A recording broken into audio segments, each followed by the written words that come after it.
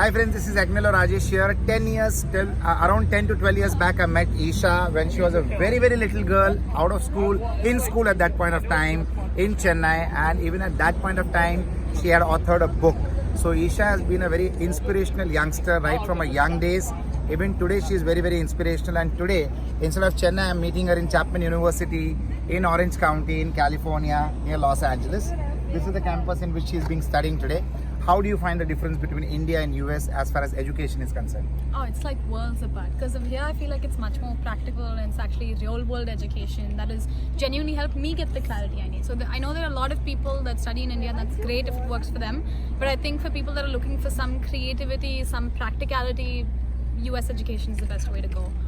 So even when I met her more than a decade back, she was very firm in what she wanted to achieve in life. Today she is clearer. She exactly has her life plan for the next 5 years in what she is planning to do, in what she wants to achieve, where her goals are, where her goalpost is. So that has not changed. It has improved. Her focus has improved.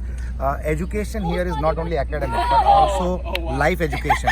So what is the different other than syllabus, education syllabus that you're experiencing being on your own? Oh, learning to be independent, 100%.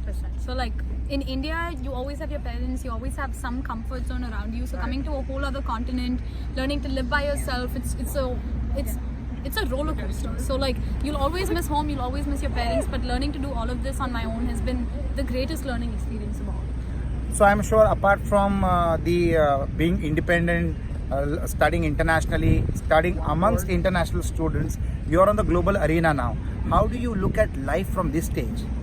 It's just, I feel like it's more approachable because like when you were in India, you're surrounded by Indians, you're used to a certain kind of culture, you don't experience anything else, and it's just, you get used to it and so comfortable that you get scared of anything that's different. And over here when you come and you're with so many different cultures in one place and it's all just melting into one, you aren't scared of anything anymore. You feel like you can approach anybody, you can talk to anybody, you try to gain more knowledge, but it's never fear that clouds you, which is great. Fantastic. So Isha is planning a career of majors in marketing and minors with data analytics. And what made you take this decision? And how are you going to combine your minors and the majors and make sure that a successful career for the forthcoming world will be suited? So I've always struggled in picking between my creative side and my love for numbers. But the second I realized that I could use my passion for numbers to kind of ground and be the base for my creative notions, I feel like that's literally what I want to do for the rest of my life. So I feel like that if I can learn to use my numbers to just push my creativity forward, then marketing would be the best thing for me to get into. And now in the way that the world is moving online with analytics, with data, this is exactly where I need to be, and I'm so glad that I found that. How is your relationship with the professors and how do you find them different from what you were used to with teachers back home in India? I feel like in India was a very professors are professors, students are students, there's no in-between interaction, there's nothing else, and once in a blue moon there'd be a professor that breaks out of it. But in the US it's always been like professors and students are friends, you're all working together towards the same goal, so you just go to them to impart knowledge, you can have a coffee with them, you can just talk to them. So it's just, it completely breaks that barrier of fear, that fear of just getting to know them. So what I feel is the kind of environment that you showed us around in the campus, where there was a lot of great infrastructure being made, a lot of free spaces, a lot of open spaces, a lot of comfortable infrastructure which induces you to be in the campus for 8 hours in a day and absorb what has been taught to you. It's more logical and practical than theoretical and mugging format of education. I'm sure this has made a great difference to you. It has made a great difference on the way you think and look towards education by itself. What are the major points that you would like to say that you identified in this journey in 1.5 to 2 years period?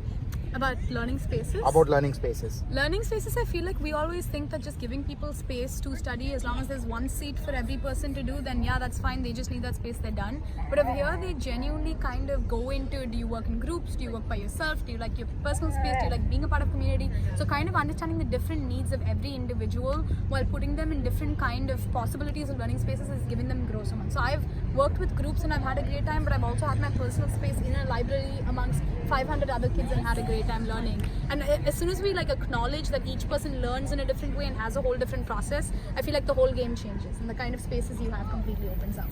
Fantastic. There are a lot of young students who will be watching this. There will be a lot of parents who will be watching this. I would like to ask young Isha on what she would advise the students back home in India on how they should look at education for, abroad, and what they should expect from institutions like Chapman University in the prestigious country called USA. I feel like you need to prepare yourself for the culture shock. You need to prepare yourself for the change of environment, for everything. It's going to be very, very different. But as long as you open yourself to new knowledge, open yourself to learning about yourself and the cultures around you, you're going to have an amazing time. Because even if it's scary initially, it gives you the best results at the end. And the kind of exposure and education you get here, you will not be able to get anywhere else. So just trust yourself.